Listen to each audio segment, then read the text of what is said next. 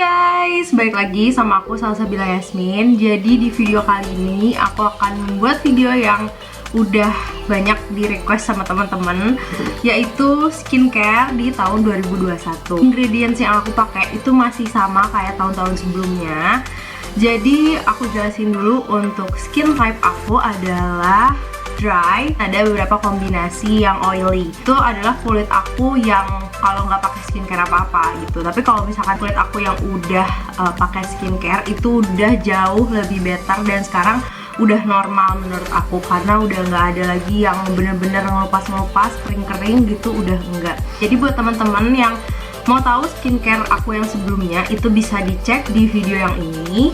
Nanti aku bakal taruh juga linknya, jadi teman-teman tinggal klik aja di sini. Skincare itu cocok-cocokan ya, tergantung kulit kalian itu kayak gimana kondisinya. Di skincare 2021 ini nggak sebanyak skincare di tahun-tahun sebelumnya, karena aku udah mempelajari nih kayak kulit aku tuh butuhnya apa aja sih, dan yang menurut aku esensial aku pakai aja gitu. Karena aku juga gak mau nyoba terlalu banyak produk tapi sebenarnya ngebuat skincare lain itu gak bekerja dengan baik atau gak bekerja dengan maksimal.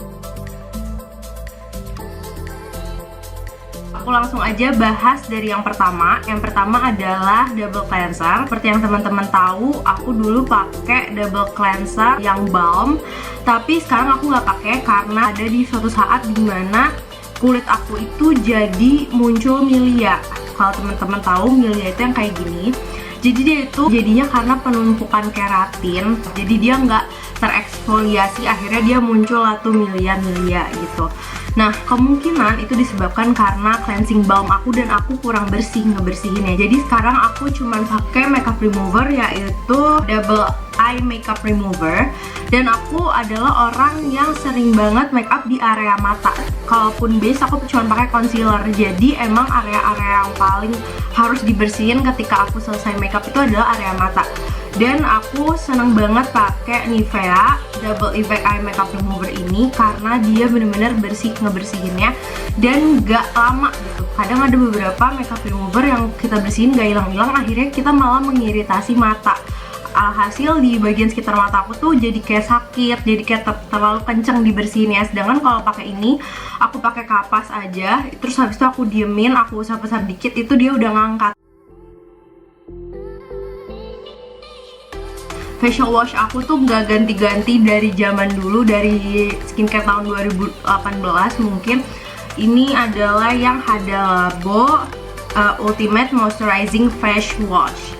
Jadi aku sebenarnya selama ini udah nyobain banyak face wash, kayak mulai dari face wash yang ada Centella Asiaticanya, terus banyak banget deh. Tapi ujung-ujungnya aku balik lagi ke sini karena gak tau kenapa kulit aku tuh suka banget sama hyaluronic acid. Mungkin beberapa orang ada yang sensitif sama hyaluronic acid, tapi kulit aku tuh suka banget. Jadi setiap aku pakai Hada Labo ini, kulit aku tuh jadi kayak nggak kasar gitu. Sedangkan kalau aku pakai face wash lain, itu kulit aku jadi kasar, jadi kayak kering, ketarik gitu. Tapi kalau ini enggak. Dan ini juga murah banget. Satu skincare yang menurut aku sangat berefek atau sangat berdampak sama kulit aku, yaitu exfoliating toner. Nah, exfoliating toner aku sebelumnya itu kan aku selalu pakai yang COSRX clarifying toner. Tapi di tahun ini aku ganti pakai si Avoskin Miraculous Refining Toner. Ini juga isinya sama AHA, BHA, PHA, niacinamide, ada tea tree-nya juga, dan ada hazel dan aloe vera-nya. Ini aku pakai dan ini udah tinggal segini, jadi kayak udah beberapa bulan aku pakai. Yang aku rasain ini sebenarnya kulit aku tuh kan butuh banget AHA BHA, bahkan udah pakai face wash yang ada AHA BHA-nya. Kulit aku tuh juga tetap butuh exfoliating toner, karena kalau misalkan nggak pakai itu kerasa banget kulit aku nggak halus gitu loh, langsung geradakan, langsung bertekstur kayak gitu. Ini tuh menurut aku lebih keras dibandingkan clarifying toner itu. Jadi aku pakai ini itu bener-bener kayak 2 hari sekali. Bagi teman-teman yang baru nyoba hyaluronic acid, jangan terlalu sering dulu karena nanti bisa sensitif kulitnya. Selanjutnya adalah hydrating toner. Hydrating toner yang aku pakai ini dari Avoskin juga, yang Perfect Hydrating Treatment Essence. Jadi ini tuh udah kesekian kalinya mungkin aku pakai Avoskin dan aku balik lagi ke sini gitu. Mungkin ini udah botol ketiga atau botol keempat. Di sini itu ingredientsnya emang ada alkoholnya, jadi buat temen-temen yang kulit sensitif harus hati-hati pakai ini gitu. Nah, tapi di sini main ingredientsnya atau star ingredientsnya itu adalah ascorbic acid, dimana itu adalah vitamin C. Itu yang ngebuat muka aku jadi lebih cerah. Jadi kalau misalkan aku nggak pakai si Aquaskin yang exfoliating toner, aku pasti bakalan pakai Perfect Hydrating Treatment Essence buat setelah cuci muka ya. Jadi untuk sunscreen aku itu sangat mencoba-coba karena jarang banget sunscreen yang menimbulkan efek macam-macam di kulit aku. Menurut aku ini mungkin adalah salah satu sunscreen terbagus yang pernah aku pakai ya. Ini adalah Centella Green Level Unscented Sun SPF 50 plus PH+++. Ini mereknya Purito.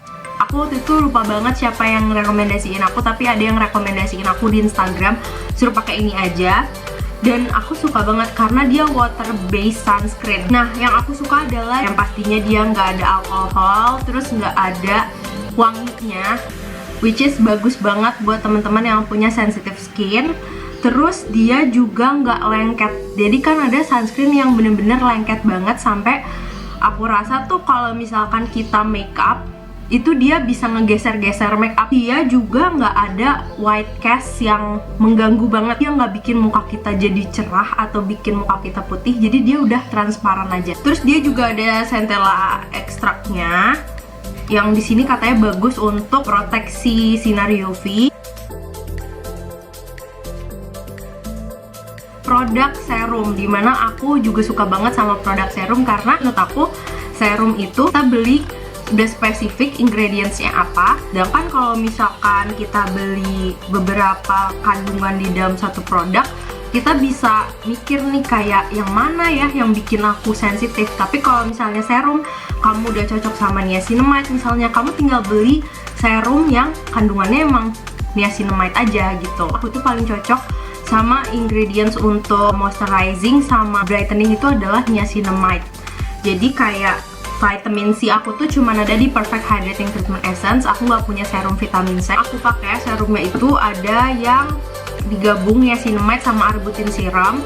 Kalau misalkan teman-teman udah tahu, aku udah buat videonya yang TPB Skincare. Nanti aku bakal taruh videonya di sini dan teman-teman bisa langsung klik aja. Ini bagus banget karena udah dua main ingredients yang bagus digabungin jadi satu serum, jadi nggak usah mahal-mahal lah gitu belinya. Kemarin tuh aku pakai The Ordinary Serum yang 10% juga. Nah, sekarang aku pakai Something ini yang niacinamide 10% plus moisture Sabibit Max Brightening Serum. Jadi yang aku suka dari Something ini adalah dia tuh kayak menggabungkan beberapa ingredients natural. Dia masukin si beet ini ke dalam niacinamide seperti yang udah teman-teman tahu. Dia itu kayak cocok buat dry skin dan cocok juga buat oily skin. Kapan aku pakai yang si arbutin, kapan aku pakai yang niacinamide ini suka-suka aku aja sih, karena yang pastinya aku selalu pakai niacinamide ini kalau malam hari gitu. Sedangkan yang lainnya tadi aku pakai di pagi hari. Terus buat jerawat, jadi aku kan orangnya bukan tipikal yang jerawatan setiap saat juga, nggak breakout setiap saat, tapi aku akan jerawatan ketika menstruasi atau PMS. Jadi salah satu bahan yang cocok untuk ngatasin jerawat di kulit aku adalah salicylic acid. Salicylic acid yang aku pakai itu dari Scarlett karena ini bagus banget. Soalnya aku ada jerawat. Terus aku pakein ini sehari 2 hari, itu jerawatnya udah lumayan mengering. Maksudnya mengering itu yang tadinya merah, dia udah langsung reda gitu inflamasinya.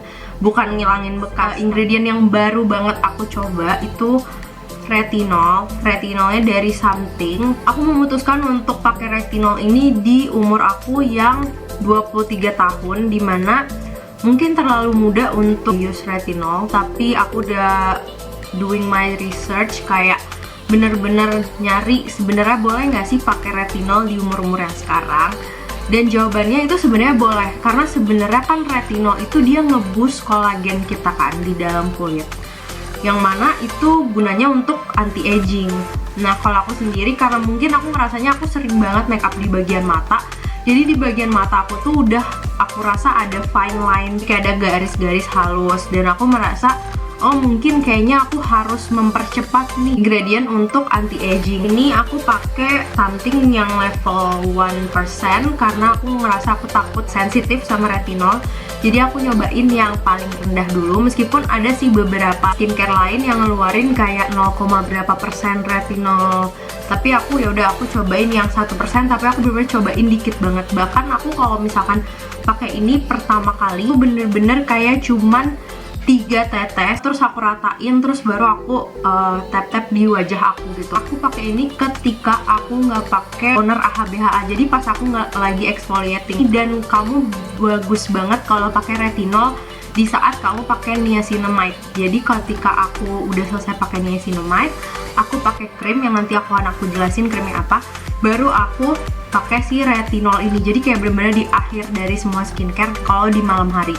Nah, buat temen-temen yang mungkin pengen pakai retinol di pagi hari, itu boleh-boleh aja sih, tapi harus layer lagi pakai sunscreen. Jangan pakai acid kayak salicylic acid, AHA BHA, glycolic acid dan lain-lain dicampur sama retinol. Lip balm yang aku pakai ini dari Melixir. Lip balm ini tuh aku rasanya kayak nggak terlalu lengket, nggak terlalu greasy, tapi dia membuat bibir aku lembab. Aku tuh udah pernah buat review dari vegan skincare ini yang ada di sini. Itu aku pakai yang shade-nya transparan atau yang shade-nya itu agave. Yang terakhir ini adalah krim. Ini tuh kayak aku tuh lagi nyoba-nyoba, tapi nyoba-nyobanya tuh wah, kok bagus gitu loh. Ini aku pakai Moist Injar Daily Soothing Moisturizer di Aesthetic Skin Clinic yang collab sama Dion Mulia. Jadi aku tuh dulu kepo banget, kok se-hype itu ya si Moist Injar ini. Surprisingly dia bagus banget. Nah, aku kira di dalam si krim ini ada kayak beberapa ingredient yang bisa brightening gitu kan.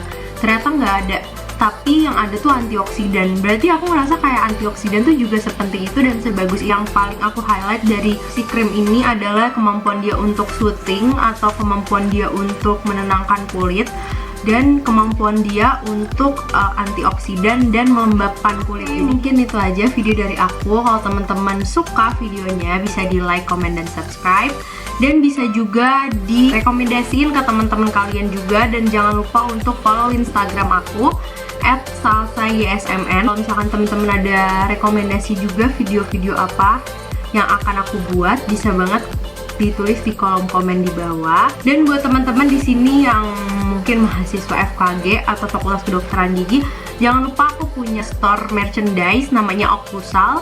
Instagramnya di @occlusal. Ada rangkuman, ada planner, ada notebook, terus juga ada tumbler, terus ada juga oversize t-shirt. Jangan lupa untuk di follow.